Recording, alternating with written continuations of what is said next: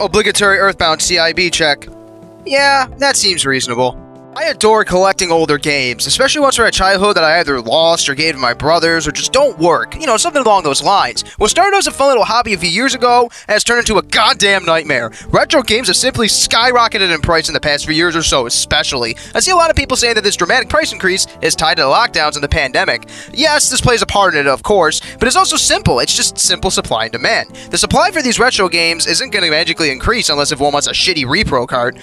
The specific games that I'm going for are GameCube, PlayStation, Xbox, and Nintendo 64, so around those eras. These are huge right now because people that played these when they were younger are now old enough to get nostalgic for them and have a job and may have some extra funds lying around.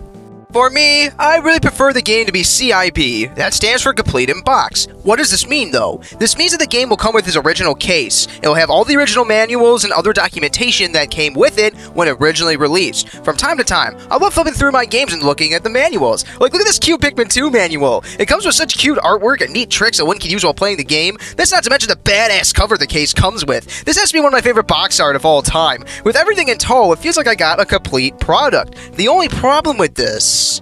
well, let's just look up the price, shall we? If one just wants the disc, one can snatch up a copy of Pikmin 2 for around 50 bucks, maybe 60. In my opinion, though, just emulate the damn game at that point. I get wanting to have the case, manual, and all of that neat artwork, but if one wants to play the game, please just emulate it. Don't pay some douche $50+ for a single disc. All a disc can really be used for is to play the game. That's not to mention that you'll need a Wii, a GameCube, some controllers to work with the game, a memory card if it's for the GameCube. Let's just see how much Pikmin 2 on the GameCube costs in CIB condition. Oh god, no. One is gonna have to pay at least $100 for a CIB Pikmin 2.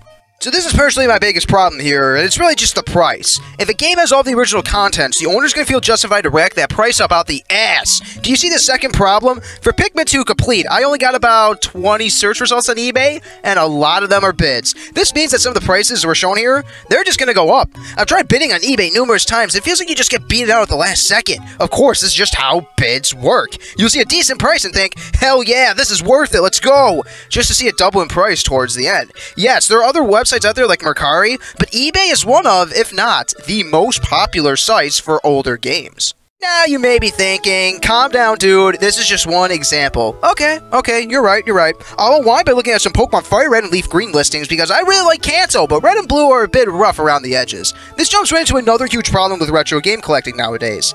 Forgeries. If one knows what they are doing, these are basically a non-issue. But what if an up-and-coming collector wants to get in the game? Well, first off, if the game says brand new and costs only like $20, definitely don't buy that shit. That shit is fake from 1.5 miles away. A lot of fakes will say that it's an American copy too. If these worked well and were a decent substitute, that really would be one thing, and I wouldn't mind these as much.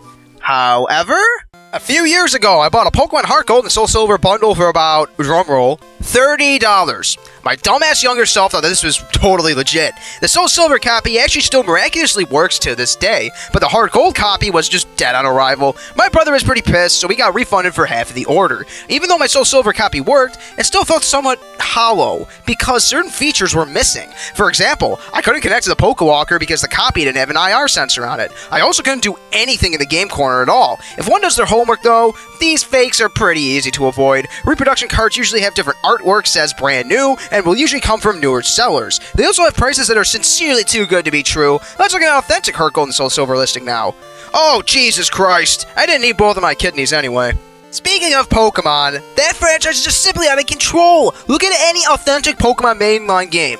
The price is just out the ass. I wanted Pokemon Black or White too because I played the originals and really liked them. The Generation 5 fanboys swear that it's the best region by a country mile, and that is very much in part due to the sequels adding a bunch of content. So off to eBay I go.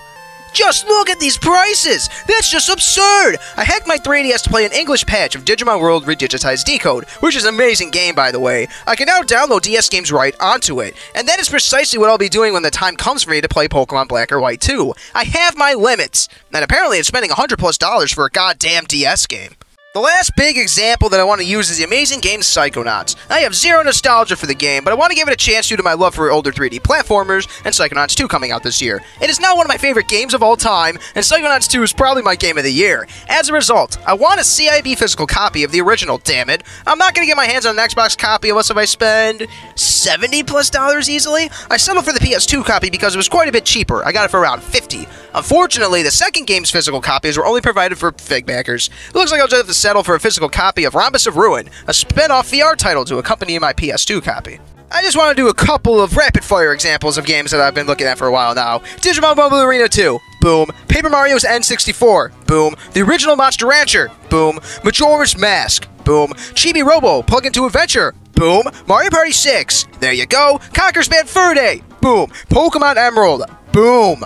Man, I miss the times when I was younger and went to Oogie Games and they would have retro games for cheap. At least relatively. I'd question back then if Pokemon Emerald was worth 40 bucks for a loose cartridge. I'd question if Pokemon Stadium was worth 20 with a transfer pack, as well as the original box. That is another problem with retro collecting now. It is simply too big and too well known. Unless if one gets extremely lucky at a garage sale, flea market, or something along those lines, it just seems super hard to get a great deal anymore. Prices are available at just a Google search away. The whole phenomenon of older things getting sold for a large amount is becoming more of a well-known thing, and clearly video games are just no exception. So the result? I barely pay attention to getting older games anymore. Sometimes if I can find the right price, I'll bite, but this hobby is just ruined now. I'll buy newer games going forward, sure. At least this will go on and help the franchise, publishers, developers, and not some greedy douchebag. Because at the end of the day, I really should start buying these games to play them, damn it. I've wanted the original Paper Mario in my collection for a while now, but why do that when I have it downloaded on my Wii U via the Virtual Console? It's perfectly playable on that.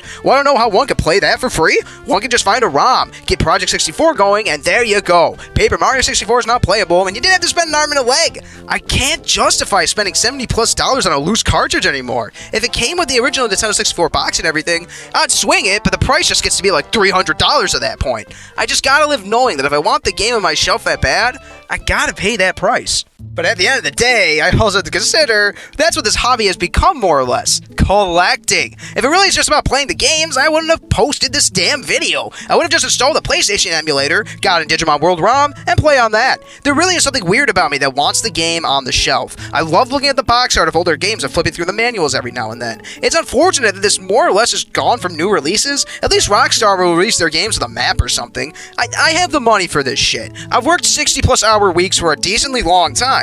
But these prices are just getting out of hand. I'm hoping that there will be a bubble that bursts eventually, but who knows? As I said earlier, that supply, it's not going to go up from here. There will always be the hardcore collectors too, so I'm kind of worried that this will just keep getting worse and worse from here.